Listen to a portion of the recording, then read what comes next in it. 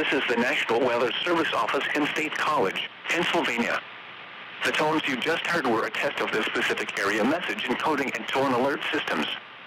During dangerous weather events, NWR weather radio receivers can be activated by these systems.